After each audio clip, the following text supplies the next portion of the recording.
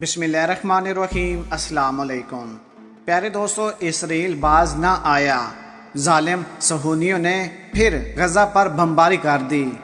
आपको बताते चले कि बमबारी के दौरान हमास के असला साजगार खाने और ट्रेनिंग सेंटर को मुकम्मल तौर पर तबाह कर दिया।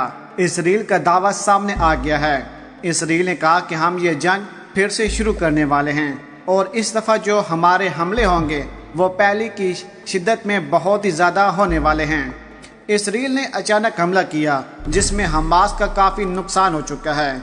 दूसरी तरफ हम आपको अहम खबर से आगाह करने के लिए जा रहे हैं जो इस वक्त ये खबर मीडिया खास तौर पर छुपा रहा है कि इसराइल का मस्जिद अक्सा का जो निज़ाम है सऊदी अरब को देने पर गौर कर रहा है। याद रहे कि मस्जिद अक्सा के इंतज़ाम के लिए इसराइल कौंसल बनाने पर राज़ी हो गया है। इसराइल ने कहा कि मस्जिद अक्सा का जो इंतज़ाम है वो सऊदी अरब को देंगे और जल्द से जल्द हम ये फैसला करने के लिए जा रहे हैं। इसराइल ने किस तरीके से फिर हमला किया और किस तरीके से जालिम सहूनियों ने फिर गजा पर बमबारी कर दी। बमबारी के दौरान हमास का असला साजगार खाने और ट्रेनिंग सेंटर मुकम्मल तौर पर तबाह हो गया। कितना नुकसान हुआ तमाम सूरत-ए-हाल आपके सामने रखेंगे। दूसरी तरफ हम आपको ये भी बताएंगे कि मस्जिद अक्सा का इंतज़ाम सऊदी अरब को क्यों देने के लिए इसराइल जा रहा है और सऊदी अरब का क्या रद्द अमल सामने आया है। तमाम तफसीलात बताएंगे, लेकिन वीडियो को आगे बढ़ाने से पहले हमारी गुजारिश है कि जिन अहबाब ने अभी तक हमारे चैनल को सब्सक्राइब नहीं किया वो सबसे पहले हमारे चैनल को सब्सक्राइब कर दें और साथ में जुड़ी बेल आइकन को भी दबा दें ताकि न्यूज़ से रिलेटेड जब भी हम कोई वीडियो अपलोड करें वो सबसे पहले आप अहबाब को मिल सके। सबसे पहले तो हम आपको बताते चलें जो मीडिया इस वक्त छुपा रहा है कि इसराइल ने एक बार फिर सीज फायर की खिलाफ वर्जी करते हुए गजा की पट्टी पर शदीद बमबारी कर दी है। प्यारे दोस्तों, गैर मुल्की खबर रसां एजेंसी के मुताबिक इसराइल के जंगी तैयारों ने तीसरी बार सीज फायर की खिलाफ वर्जी की, जिसके मुतल्लिक इसराइल ने दावा किया है कि बमबारी के दौरान हमास के असला साजगार खाने और ट्रेनिंग सेंटर को मुकम्मल तौर पर इस वक्त तबाह कर दिया गया है। ताम गजा पर होने वाली इसराइली बमबारी से किसी जानी नुकसान की इतलात अभी तक नहीं मिली है। चंद रोज कबल भी इसराइली फोर्सेस की मकबूजा मगरबी किनारे में फायरिंग से मोटरसाइकिल सवार फलस्तीनी खातून जाँ बहक हो गई थी, जबकि जंगबंदी की खिलाफ वर्जी करते हुए गजा पर दोबारा बमबारी कर दी गई है। इसराइल के फौज ने कहा है कि फलस्तीनी खातून ने उन पर हमले की कोशिश की जिस पर फायरिंग की गई, जबकि इसराइली फौज के किसी नुकसान की रिपोर्ट सामने नहीं आई है। फलस्तीन की वजारत सेहत ने कहा है कि खातून जख्मों की ताब न लाते हुए जान बहक हुई।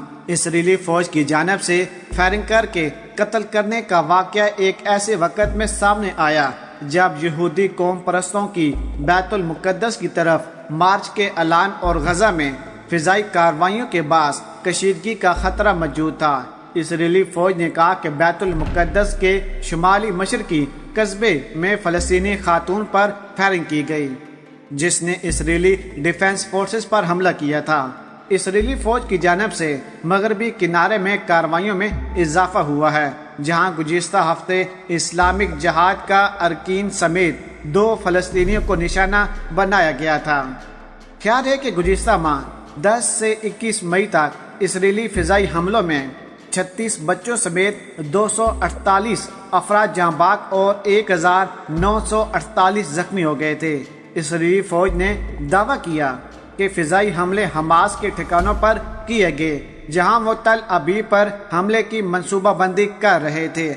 इसराइली हमलों के नतीजे में जानी और माली नुकसान से मुतल्लिक तफसीलात ताहाल मसूल नहीं हुई हैं। मंगल के रोज इंतहाई दाएं बाजू के इसराइली नौजवानों की बड़ी तादाद ने मशरकी बैतुल मुकद्दस यरूशलेम में ताकत का मुजाहरा करने के लिए मार्च किया और अरब मुखालिफ नारे लगाए थे। इस वाक़े से मुतल्लिक कहा जा रहा था कि इसके बाद एक मरतबा फिर इलाके में तशद्दुद को हवा मिली है। अब इसराइल मुसलसल फिर से फ़लस्तीन पर हमला कर रहा है। दूसरी तरफ हम आपको बताते चलें जो मीडिया इस वक्त खास तौर पर पूरी दुनिया से छुपा रहा है।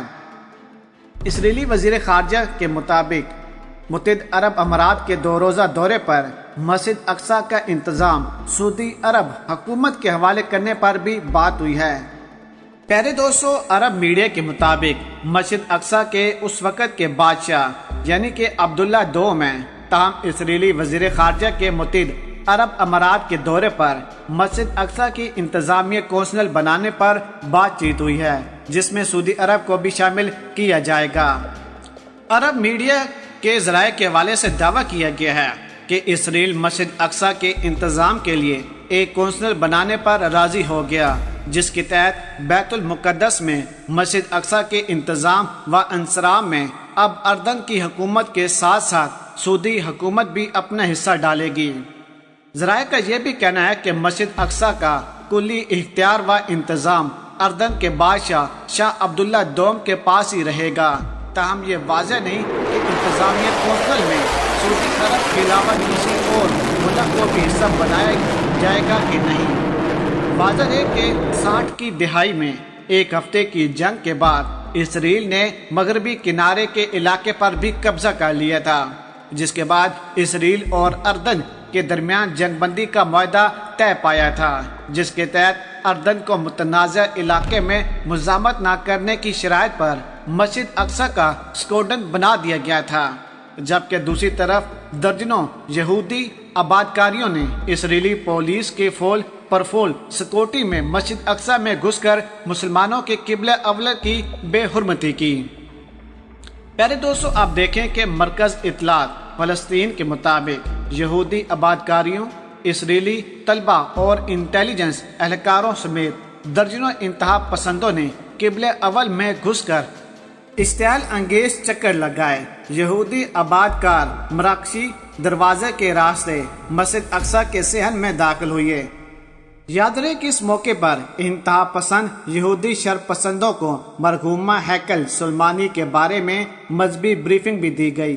اس وقت پھر سے اسرائیل کو غصہ آ گیا اور وہ پھر سے مسجد اقصی کو نشانہ بنا رہا ہے، لیکن یہاں پر بات یہ ہے کہ اسرائیل نے اس دفعہ سعودی عرب کو بھی اس چال میں شامل کرنے کی کوشش کی ہے، یعنی کہ اسرائیل کا مسجد اقصی کا انتظام سعودی عرب کو دینے پر غور کیا گیا ہے۔ اگر مسجد اقصی کا انتظام سعودی عرب کے پاس آتا ہے تو کیا سعودی عرب اسرائیل کے ساتھ مل کر مسجد اقصی کے بارے میں کوئی بیان جاری کرے گا کہ نہیں، یہ تو اب آنے والے 24 گھنٹے ہی بتائیں گے۔ پیارے دوستو، آپ نے ہماری ویڈیو کو لازمی شیئر کرنا ہے تاکہ پوری دنیا کو پتہ چلے کہ اسرائیل باز نہیں آیا اور پھر سے انہوں نے حملے شروع کر دیے ہیں۔ پیارے دوستو، اگر آج کی ویڈیو آپ کو ہماری پسند آئی ہو تو ویڈیو کو لائک کر دیں، شیئر کر دیں اور اپنی قیمتی رائے سے ہمیں ضرور آگاہ کیجیے گا۔ پاکستان زندہ باد۔